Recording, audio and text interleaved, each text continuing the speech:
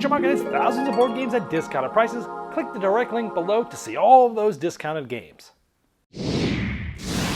Hello my friends, it's the Game Boy Geek here, 2024.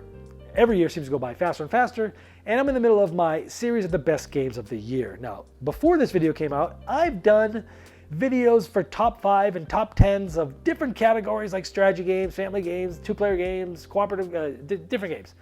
This is the list of all the best games, the single best game of many different categories. So if you've watched all of those videos leading up to this, you'll know some of the answers to these, but there's many of the categories here that I have not put out videos for, so it's best to kind of watch it all the way through. So here are my best games of 2024 in all different categories.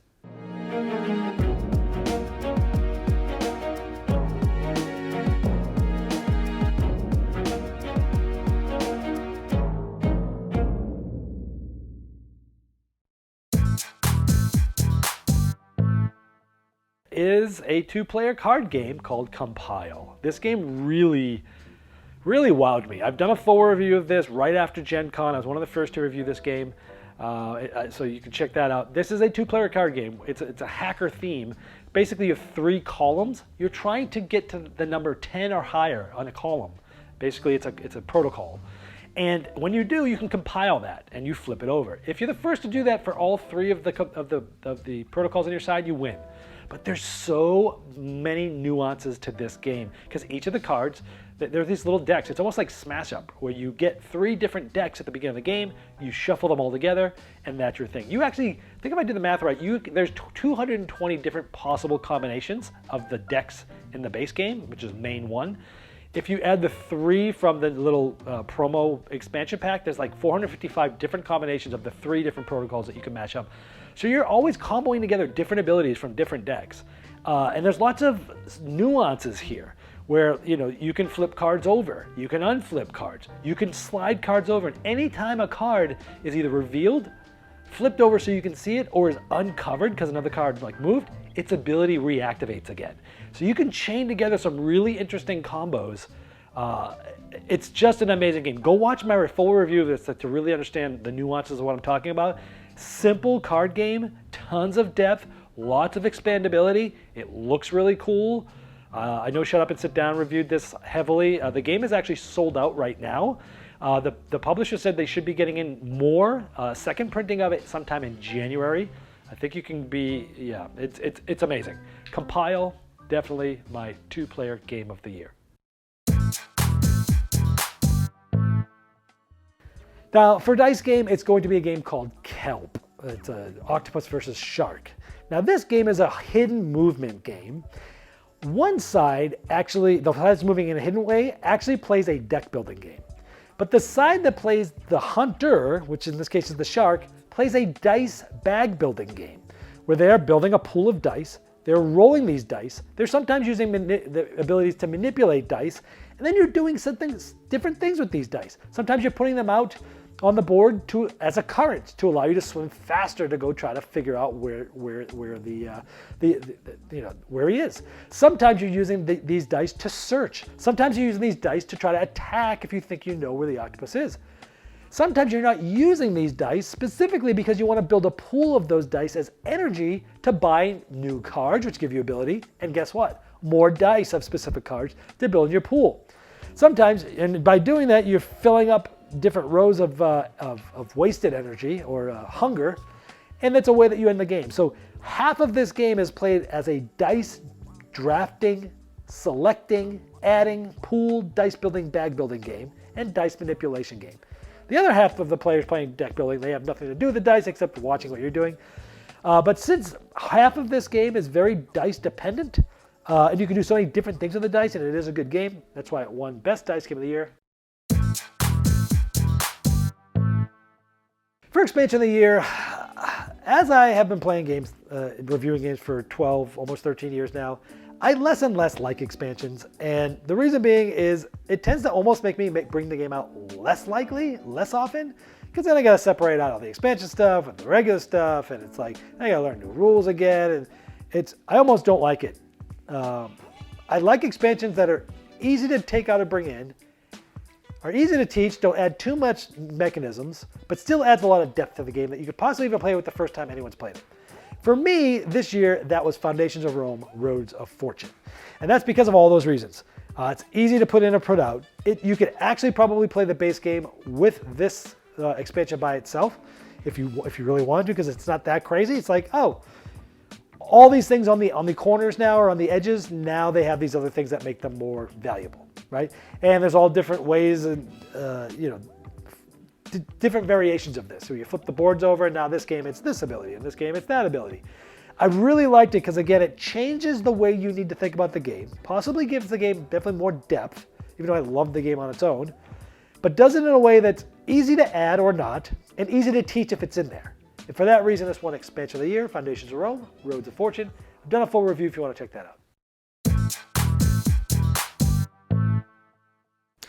For my best reprint this year, it is Finca. Finca is a game that was nominated for the Spiel des Jahres way back in the year, I think the year that Dominion won. I think it was 2009-ish. And it's been one of those games that comes in print and goes out of print. Comes in print, goes out of print. I think it's been in print two times before this. And it's one of those games that people still want to play and is still talked about a lot, but it's hard to get. And Pandasaurus brought it back, and I'm glad they did, because the other one was out of print, and the game typically was like $60 or $70. And they brought Finca back with some Vincent Dutrait cover art for MSRP of $29. Like on my sponsored miniature market site, it's like 24 bucks. Like that's crazy. There is a lot of game in here for that. So I'm really excited that people can now get a chance to play Finca again, one of my favorites. There's also an extra promo available for the extra expansions that once came out for it. Those are actually going to be available on my Season 13 Kickstarter that's running in February coming up. So if you want, you can get those through that. But Finca, just generally speaking, go watch my review for this. I've done it on the channel. It is an amazing, classic Rondel-style Euro game that is just amazing. I'm not going to go to the details. Go watch my review to check it out. Finca. All right, this one is Landmarks. Now this game, check out my review of this on my channel, because I kind of called it possibly a Codenames killer. It's not really, because I love Codenames to death, but it might be for some. Because this game can be played both cooperatively or team-based. Now I recommend playing it cooperatively first because it's easier to teach, but the team game is the better version in my opinion. Now in this game, there's a map out there, and it starts seated with 3 words. And then on your turn, you as the clue giver, you're trying to get your team to find the treasures on the map. They don't know where they are, but you do. So you're giving them a 1-word clue on a hex, and you give it to them. They're trying to figure out where on the map do you want them to go. And they're going to do that by looking at the word and seeing which word or words does it kind of go with. Sometimes you want it to be with just 1 word, so you make it be like something that matches that, but doesn't match anything that's around it. Other times you're like, I want them to put it next to these 2 words. So you come up with a word that has to do with both of those things. Sometimes 3 of these things. And you're trying to basically guide them to certain spots to get the treasures. But there's also bad things that can happen. You can step in traps, you can get cursed, you can end the game that way. In the team-based game, you're trying to get them to treasures that are just yours. But there's also neutral treasures that by accident you might give them to the other team. You know, it's interesting. It's a very unique game. It was similar to a game that came out a few years ago called Mystic Paths, which I thought was very interesting, but in the end it was just too long and too convoluted. This is a much more streamlined sort of implementation of that.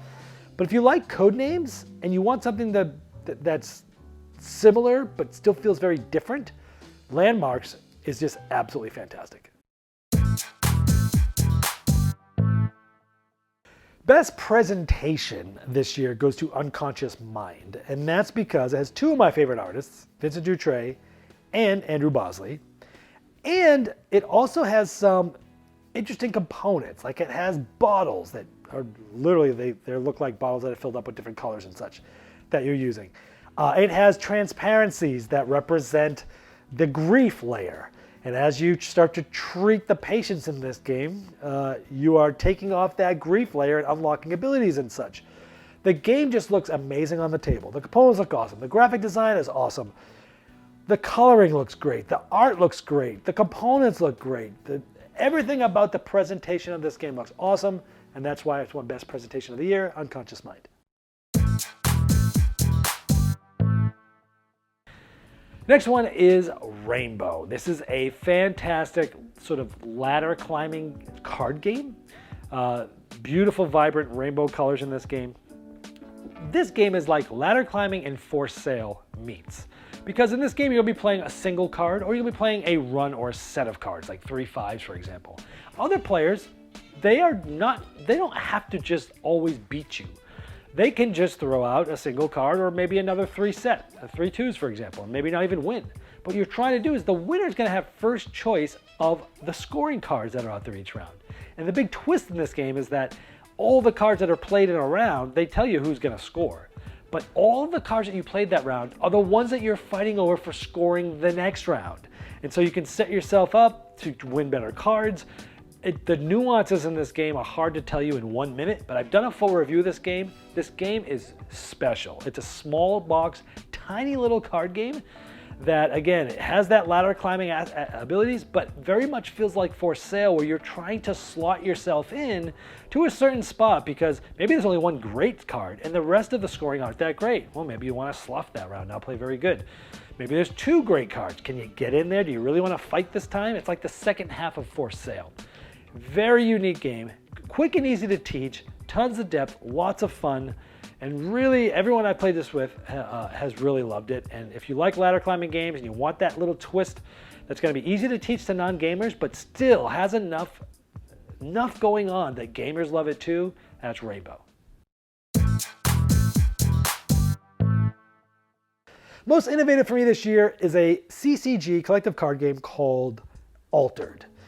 Now, not only is the game itself innovative, because most collectible card games, trading card games, are all about combat and killing the other person and bringing their hit points down, where in this game it's about exploring and going further in your journey and trying to have more points in a certain region than someone else so that you can move further on a map. That a part of it is different. But actually the biggest reason why this is most innovative is the way that the cards work, the way that the buying the cards work, the way that the app works. You scan in your own cards and those are yours. The way that you can buy someone's card online, it becomes yours, so that now you can play with it in a tournament. If you bought that card from an overseas person, now that is actually your card in the app, you can actually have that card printed on demand and sent to you in your language. If I sell a card and someone else now has it, I still have the physical card that I can still play with my group. I can't go take it to an organized event, but I can play with it at home. I can play with the people in my group. It's amazing. It has disrupted the CCG after secondary market because of this. It's just the things that they did with the app and the way that the cards work and the way that the market works is so innovative.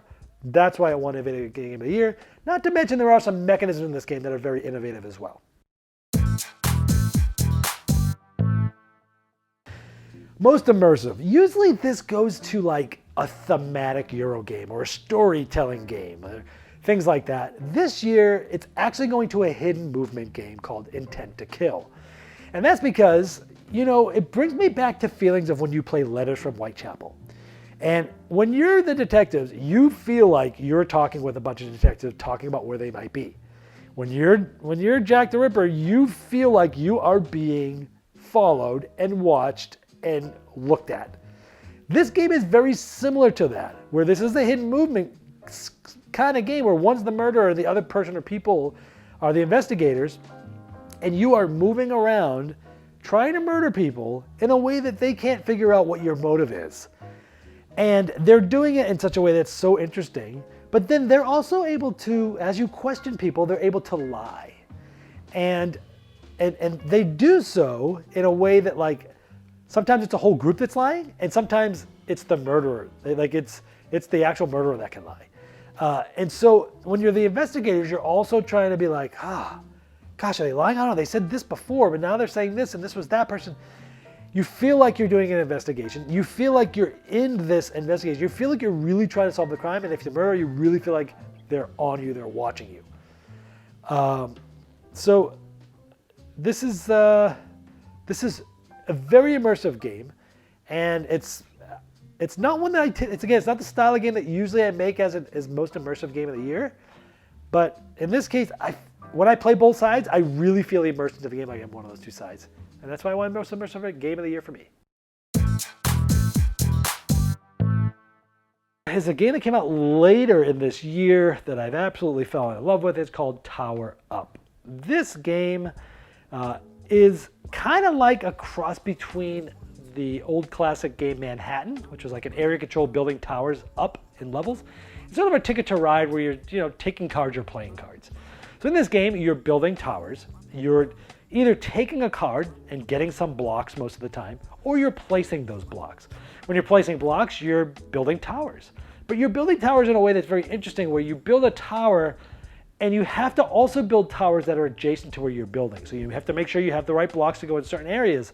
But you're trying to do this for different goals. If you get your piece as a roof on top, you're going to be able to score for how many roofs you have on top at the end. But other players might overbuild on top of you, right? So you want to find the right time to do it, not too early in the game. There's all different ways of scoring that will change each game. You're trying to maybe build the highest or the most highest ones, or maybe you're trying to build in the 5 different neighborhoods, or maybe you're trying to build next to the parks. All different ways to score. The mechanisms in this game are so easy. Draft a card and get blocks or place blocks. But with that being said, there's a lot of depth of being able to say where you're going to build, how you're going to build, when are you going to build, and actually forcing yourself to be able to sort of back yourself into a corner on purpose to make sure that you end up with some of the goals at the end. It's a very good game. It's amazing. I've done a full review of this game, so check out my channel for it. If you like sort of building 3-dimensional towers, having it look cool, having a lot of strategy and a lot of depth to a game that mechanically is pretty simple, and having lots of replayability. That's why this game is amazing, and that is Tower Up. My favorite co-op game this year is Bomb Buster. This is from Pegasus Spiel. This is sort of a limited communication cooperative game where it's got, I think, 66 different levels you can play, and you're trying to cut wires of bombs to bust the bombs without dying. And the game starts very easy, where you're cutting wires and you're trying to deduce which wires people might have, what numbered wires they have. You're trying not to cut the red wire because then you're all going to blow up. You're able to give out information to players to show them what they might want to do.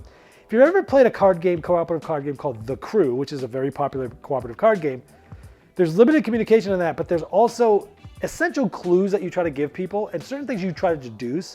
This game has a lot of that going on with feeling like a completely different game for sure. It's not a card game, but you are trying to give certain clues, knowing what other people know, and you're also trying to learn certain things by deducing and cutting wires of other people in certain ways. Also, the game ratchets up over different levels. You're going to be getting new mechanisms. There's going to be new cards. There's going to be new special abilities, new goals, new things that come out. So in the way, it's kind of like The Crew in that way as well. But if you like limited communication co-op games that has some deduction elements, Bomb Buster is it. All right, here we have Fromage. This is an amazing strategy game that it does something that I love in strategy games. It packs a heavyweight punch in a short 1 hour or less time frame with an easy teach, enough that if the game happens to sit on the shelf for a few months and you take it out and you want to teach it again, you're not going to have to reread through the whole entire rule book. There's a few games in the past that have done this, like Evergreen from Horrible Guild, or Reiner Knizia's Witchstone. These games that, like, they're 45 minutes to an hour, but when you're done, you're like, whoa, every turn was just super thinky. My brain feels tired. I feel like I've played a 90-minute game or a 2-hour game in a good way, but it only took me half the time. I love games that do that. Fromage does that to a T. Such an interesting worker placement, simultaneous worker placement game. That's what allows it to do this, is that you're placing workers, but depending on how you place them, they are not going to be available to you in 1, 2, or 3 turns. The better action you took, the longer it's going to take to get them back. You're trying to age cheese, and then you're trying to essentially create cheese and age cheese and create cheese in different sort of parts of the board. The board's going to be spinning between each turn. Everyone grabs their workers, and you put them out. Each of the boards is its own unique mini game that scores in a different way. They also now have announced a standalone expansion to this, which basically doubled the amount of boards that you can play on and interchange them as well. I've actually played that. It's amazing as well. Wow, the game is fantastic. Quick teach, tons of depth, ridiculous amounts of planning and brain just almost bleeding because it makes you think so hard and think in advance. But the mechanisms are easy and just everything is streamlined. That's why this game is so amazing. Fromage. All right, my game of the year. Well, like every other year that I've done these videos, sorry, you're gonna have to wait to the next video that's coming out just 2 or 3 days away, which is gonna be my top 10 games of 2024. My number one will be my game of the year there, and I'll show you there. In the meantime, I've just released a ton of other videos that you can go watch. Top 10 and top 5s of many of the categories you just watched. That should hold you over. If you don't want to miss my game of the year, subscribe here. It's been a Game Boy Geek, breaking down barriers, growing relationships with board games by helping you find the next one you love. Game Toppers upgrades every game you play, and their 4.5 Kickstarter introduced the new Galactic Mycroft and Watson Game Toppers with interchangeable rail inlays, as well as new game mats, miniature gaming terrain packs, leg kit options, dining covers, accessories, and amazing package deals. The campaign recently ended, but it's not too late to pledge late at GameToppersLLC.com.